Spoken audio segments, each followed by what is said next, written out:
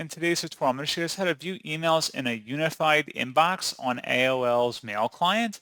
So this should hopefully be a pretty straightforward process here, guys. And without further ado, let's go ahead and jump straight into it.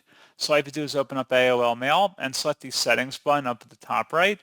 And then you want to go down and select where it says More Settings. On the left panel, select where it says Viewing Email. And then underneath Inbox Style, view emails in a unified inbox or separate new mail and old mail folders.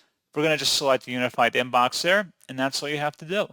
So pretty straightforward process, guys, and as always, thank you for watching. I do hope that was able to help you out, and I do look forward to catching you all in the next tutorial. Goodbye.